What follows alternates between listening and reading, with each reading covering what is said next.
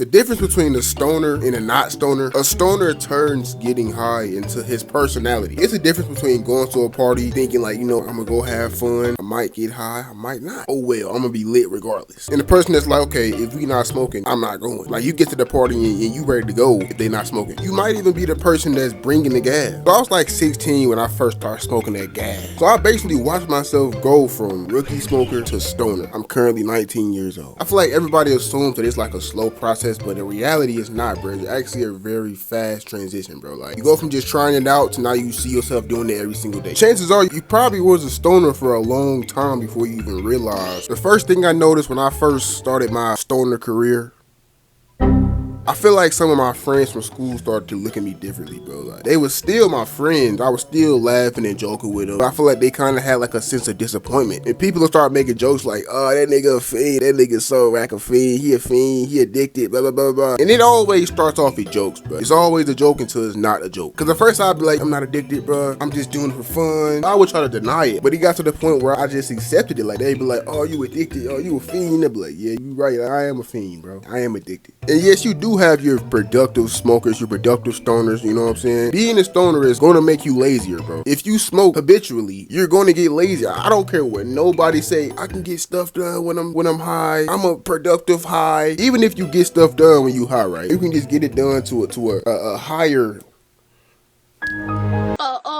Down. You can just do things better when you're not high, bro. Like if it's hundreds of thousands of people across the world that is their life up with smoking because it made them lazy, what makes you think that you're special?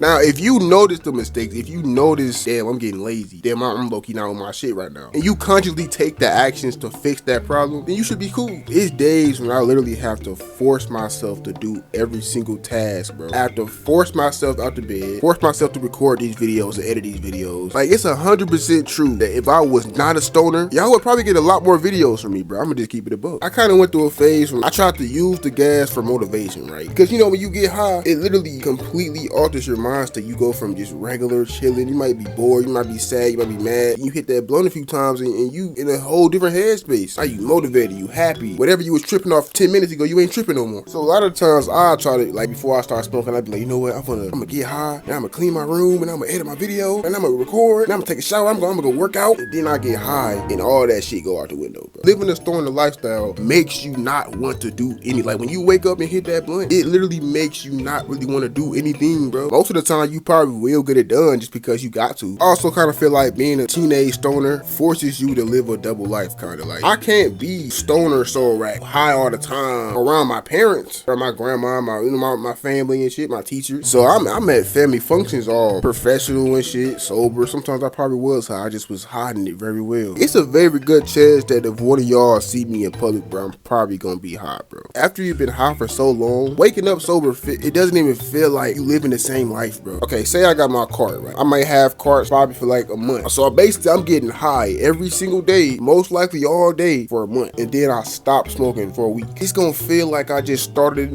new life. Once again, I have to make it clear, bro. These drugs, they alter your mind, bro. Once you come down from that high, after being high for a month, you're not gonna be thinking the same that you was thinking for that whole month. You're just not gonna perceive things the same way you perceived it when you was high for a whole month. And this should be common sense, bro.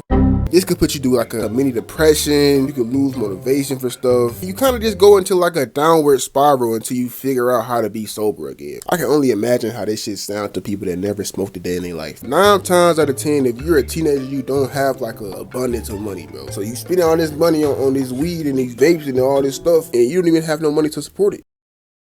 Most of those don't even have the financial means to support their stoner lifestyle, bro. So what makes you think a bunch of 16, 17, 18-year-olds is going to be doing that shit? Unless you scam it. I would say, I feel like 40 or 50 at the most for a cart, bro. Which might not seem like a crazy amount of money. When you're literally high all day, bro, you're smoking all day, that's a lot of money just leaving. And it's not coming back. Not all of it. Don't watch the whole video without like, commenting, or subscribing. We out.